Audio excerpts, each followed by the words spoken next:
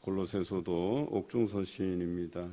로마의 감옥에 갇혀 있을 때에 이 골로새 교회의 성도들에게 바울이 편지를 했던 것이죠. 그런데 골로새 교회는 빌립보 교회와 좀 다릅니다. 빌립보 교회는 바울이 세웠던 교회이고 또 다녀갔던 교회이지만 골로새 교회는 어찌 보면 바울과 상관관계에 있어서 좀 먼 교회이긴 해요. 왜냐하면 그의 동역자인 에바브라가 세운 교회거든요. 그리고 바울이 골로새를 다녀간 일이 없습니다. 물론 가까운 곳에 다녀간 일은 있죠. 특히나 오늘 골로새서에 보면 익숙한 지명이 2장에도 나옵니다. 2장에 보면 2장 1절에 라오디게아라고 하는 이 지명이 나와요. 바울이 다녀갔던 에베소가 서남부 지역에 있거든요. 서남부에서 약간 위에, 그러니까 소아시아 서남부인데 그 에베소 밑에가 히에라볼리, 그 히에라볼리 밑에가 라오디게아. 그러니까 그리고 그 밑에 더 내려가면 죄송합니다. 그 골로새가 나오는 거죠. 그래서 위에 에베소, 히에라볼리, 라오디게아, 그 다음에 골로새 이렇게 해서 소아시아의 서남부 지역에 해당돼요. 그러다 보니까 이 라오디게아랑 붙어 있다고 해도 뭐 과언이 아니죠. 그래서 예상하건대 아마 요한계시록에 나오는 이제 라오디게아 교회에게 편지를 쓰거나 아니면 소식을 전할 때 이 골로새 교회도 그 편지를 나누어 읽었을 가능성이 커요. 그래서 오늘 성경에도 보면 골로새서를 쓸 때 라오디게아에 대한 언급들도 있는 것으로 봐서 그것 교인과 골로새 교인들이 교류했을 가능성이 아주 큽니다. 그리고 사도 바울이 골로새 교회를 직접 방문한 일은 없지만 에베소 교인들을 그 1년 반 동안 사역을 했고 마지막 3차 전도 여행을 마치고 가는 길에 에베소 밑에 밀레도에 들렸던 것으로 보면 또 그곳에서 에베소 장로들과 마지막 고별 설교를 하고 헤어진 것으로 보면 골로새 교회도 뭐 그렇게 거리감이 있게 느껴지지는 않습니다. 아무튼 오늘 성경에서는 사도된 바울과 형제 디모데라고 시작하고 있어요. 그러니까 바울의 서신을 읽을 때 한 가지 중요한 점은 종으로 표현된 게 있고 사도로 시작하는 편지가 있고 그래요. 주로 사도라고 표현한 편지들은 그 교회에 바울의 사도성을 의심하는 사람들이 있을 가능성이 높은 지역은 사도에 대한 강조가 항상 따라다녀요. 그런데 빌립보서를 우리가 묵상할 때는 사도란 말이 없고 종된 바울은 이렇게 시작하고 있어요. 그러니까 빌립보 교회는 사도 바울의 그 사도성을 의심하지 않았던 교회예요. 그래서 그만큼 또 바울이 애착을 가졌던 곳이기도 하고요. 그런데 오늘 골로새 교회를 향해서는 사도된이라고 표현한 것으로 봐서 이 골로새 교회도 어느 만큼의 문제가 있었던 것이죠. 그런데 그 문제가 하나는 이 사도 바울의 사도성을 의심하는 부류들도 있고 또 한 가지는 오늘 골로새서의 1장의 핵심적인 내용은 기독론이에요.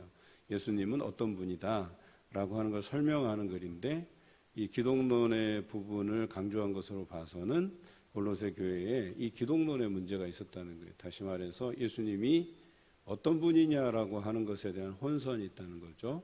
그렇다고 보면 이 이방 지역에 문제가 될 만한 기독론의 문제는 한 가지예요. 그러니까 예수님이 이 땅에 오실 때에 육신으로 오셨다 아니다 이 문제를 가지고 고민했을 가능성이 크다. 그 헬라 지역의 그 헬라의 철학의 영향을 받아서 예수님은 그런 악한 육신을 입고 올 리가 없다라고 하는 이 이원론의 근거에서 영지주의 이단이 있었을 가능성이 매우 큽니다. 대부분의 교회들이 이 영지주의 이단에 휘둘렸기 때문에 그렇습니다. 그리고 뭐 구체적인 언급이 없지만 그래도 율법주의에도 상당한 영향을 받지 않았을까 하는 판단도 섭니다. 이처럼 교회의 어려움을 알고 사도 바울이 골로새를 향해서 편지를 쓰고 있습니다. 특별히 성도들 그리고 신실한 형제들에게 은혜와 평강이 있기를 구하는 인사말로 오늘 편지가 시작되고 있습니다. 우선 3절부터 8절에는 이 편지를 쓰게 되어서 감사한 부분들을 언급하고 있습니다. 그래서 이 골로새와 골로새에 있는 성도들을 위해서도 기도의 제목이 있었다라고 3절은 기록하고 있죠. 사도 바울은 이 골로새에 있는 성도들을 위해서 기도했습니다. 그리고 그들의 믿음 또 그들의 사랑 그리고 소망 안에서 살아가는 그들의 삶에 대해서 들었다는 것이죠. 그리고 그들에게 그 열매들이 뿌려져서 자라고 있음을 들었다는 거죠. 특히나 누구를 통해서? 에바브라. 에바브라가 아무래도 이 교회를 세우고 목회하는 목회자로서 사도 바울에게 도움을 요청했을 거예요. 그리고 사도 바울은 에바브라의 요청에 따라서 그 골로새에 있는 성도들에게 편지를 쓴 거죠. 편지를 쓸 때 처음 장면은 뭐예요? 너희가 그리스도의 그 믿음 또 사랑 그 소망 가운데에 전한 그 복음이 열매를 맺어서 너희가 자라고 있음에 대해서 격려하고 있는 거죠. 여러분 그렇잖아요. 이 교회가 믿음이 이렇게 든든하지 않으면 처음에는 어떻게 시작을 해요? 격려하고 권면하고 그래서 잘하고 있어. 그렇지만 이렇게 편지를 쓰는 게 보통이거든요. 그래서 앞에 부분은 에바브라와 그곳에 있는 성도들을 지지하고 격려하고 그렇게 칭찬하면서 시작하고 있죠. 9절부터는 본격적으로 그들이 겪고 있는 기독론에 대한 문제들을 지적하고 있는데 특히나 예수 그리스도에 대해서 이야기하고 있죠. 오늘 그들이 이 바울의 편지를 이해하기를 원해요. 그것은 모든 신령한 지혜와 총명에 하나님의 뜻을 아는 것으로 채워가기를 원한다. 그래서 그것으로 인해서 너희가 많은 열매를 맺기를 원한다. 그래서 지금부터 내가 할 이야기는 기독론이다. 예수 그리스도에 관한 것이다. 이렇게 이야기하면서 그래서 이것은 바로 너희가 성도로서 그 기업의 부분을 얻기에 합당하게 하려 함이다라고 이 편지 글을 쓴 목적을 분명히 하고 있어요. 그 다음 14절부터는 이제 예수 그리스도에 대해서 이야기합니다. 그 아들 안에서 우리가 속량 곧 죄사함을 얻었다 그랬어요. 우리가 그동안은 죄의 종노릇하는 데서 있었다는 거예요. 흑암의 권세 아래 있었다는 거예요. 그런데 하나님께서 아들이신 예수 그리스도 이 땅에 보내셔서 우리를 속량하셨다. 그래서 죄사함을 얻게 하셨다. 이 이야기를 하고 있죠. 그런데 예수님은 어떤 분이시냐? 15절 모든 피조물보다 먼저 나시니다. 그러니까 피조물보다 먼저 나시니다. 그런 건 뭐예요? 이 피조된 세계가 있기 전에 계셨다는 거예요. 그러면 피조 전에 계셨던 분은 우리가 알기로는 이제 하나님이시잖아요. 그 하나님과 함께 계셨다 이런 표현이에요.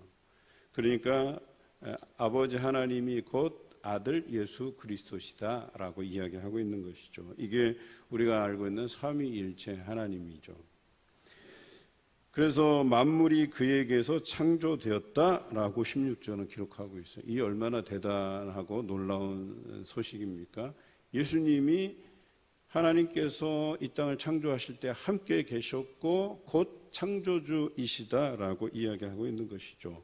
그래서 그 예수님이 왕권들, 주권들, 통치자들, 권세자들 다 그들의 그 통치권이 다 어디서부터 왔냐? 예수 그리스도로부터 왔다라고 명확하게 이야기하고 있어요. 다시 한번 강조하죠. 만물보다 먼저 계셨고 만물이 그와 함께 섰다라고 이야기하고 있죠. 이것이 예수 그리스도에 대한 두 번째. 첫 번째는 우리를 대속하신 분, 두 번째는 이 땅의 창조주. 그리고 세 번째는 18절에 교회의 머리시다라고 얘기하죠. 예수 그리스도를 통해서 교회가 생겨났다는 거예요. 예수님께서 교회의 근본이시다라고 이야기하는 것이죠. 그래서 만물의 으뜸이 되셨다라고 하는 것입니다. 아버지께서는 모든 충만으로 예수 안에 거하게 하시고 그의 십자가의 피로 화평을 이루사. 이게 이제 중요한 거예요. 예수님께서 교회의 머리 되었다는 것과 그 다음 중요한 사실이 예수 그리스도께서 우리를 위해서 우리를 그의 피로 속량하신 이유가 뭐냐? 하나님과 우리와의 관계를 화평하게 만들기 위해서, 화목하게 하시기 위해서 오셨다라고 하는 것이죠. 이게 굉장히 중요한 거예요. 아담으로부터 들어왔던 죄로 인해서 하나님과 우리와의 관계가 멀어졌어요. 그런데 그 관계를 화해시키고 화목하게 하시려고 이 땅에 예수 그리스도께서 오시고 우리를 위해서, 우리의 죄를 위해서 십자가의 죽으심으로 우리의 죄를 대속하신 거죠. 이제 하나님과 우리와의 관계를 막았던 죄의 문제가 해결되다 보니까 이제 하나님과 우리와의 관계가 화목하게 되었다. 그 일을 위해서 오셨다. 이 말씀을 이야기하고 있어요.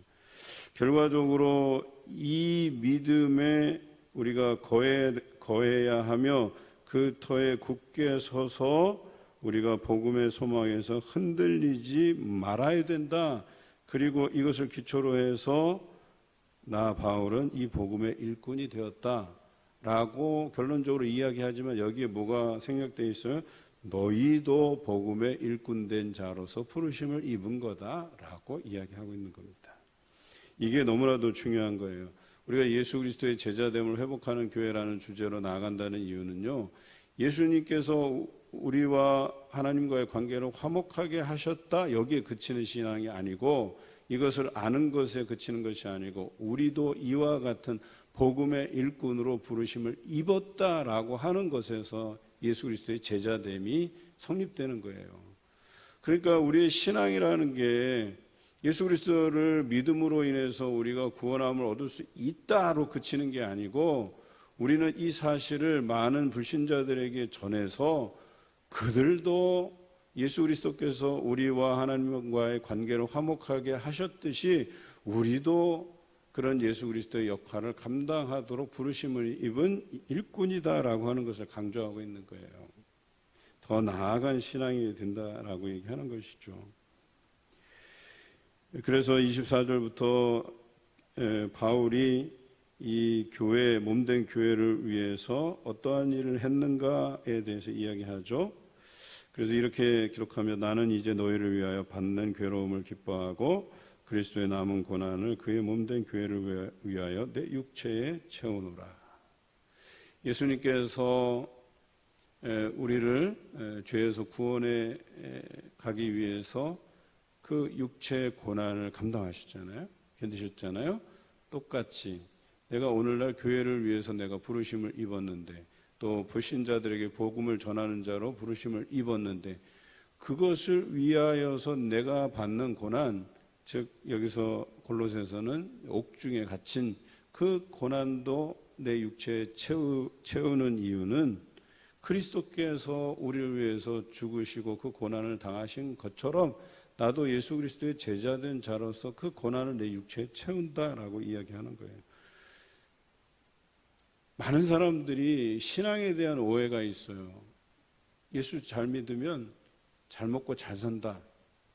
여러분, 이거는 믿음이라고 할 수 없어요. 성경에 어딜 봐도 예수 믿으면 너희가 고난 없이, 그런 어려움 없이, 그런 잘 먹고 잘 사는 그런 복을 얻어서 그렇게 살 것이라고 이야기하기보다는 바울의 서신에서 나와 있듯이 우리도 예수 그리스도께서 당한 그 고난을 내 육체에 채우면서 내가 그리스도의 복음을 위해서 부름받은 일꾼으로서 그 어려운 것, 희생하는 것, 내 물질 바치는 것, 이런 것까지 다 내가 감수하겠노라고 하는 이런 고백이 진정한 믿음의 고백으로 드러나 있지, 여기 어디서도 나 그런 어려운 일, 나 희생하는 일, 내 물질 희생하는 일 나 안 하겠다. 나는 그냥 잘 먹고 잘 살면 된다. 내 자식 형통하면 된다.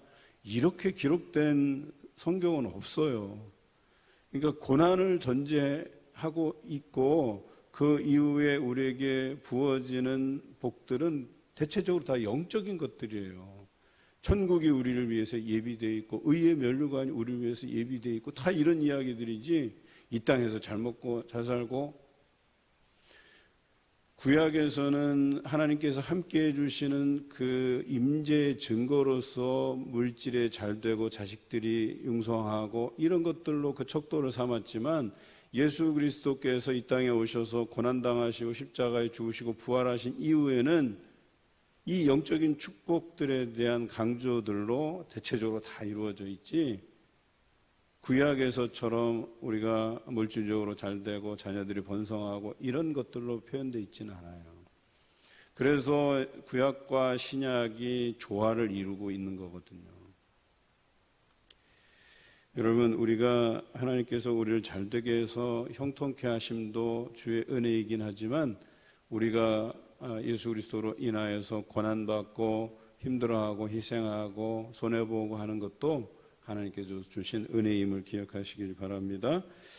이제 이 비밀은 만세와 만대로부터 감추어졌던 것인데 이제는 그의 성도들에게 나타난 바 되었다. 바로 예수 그리스도께서 곧 하나님이시고 만물의 창조주이시고 교회의 머리 되시고 우리를 하나님과의 관계에서 화목하게 하시려고 이 땅에 오신 그런 예수님이시다. 그리고 이것은 과거에 비밀스러운 것으로 감춰졌을 수 있지만 이제는 우리에게 드러난 바 되었다라고 이 말씀을 전하고 있는 것이죠.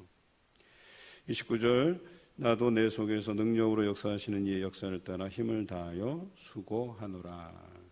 너희를 위해서 내가 이 수고를 아끼지 아니하는 것처럼 너희도 그리스도의 복음의 일꾼된 자로서의 수고를 마다하지 않고 감당하라고 오늘 편지에 쓰고 있습니다. 오늘 골로새서를 통해서 우리에게 귀한 도전의 시간이 됩니다.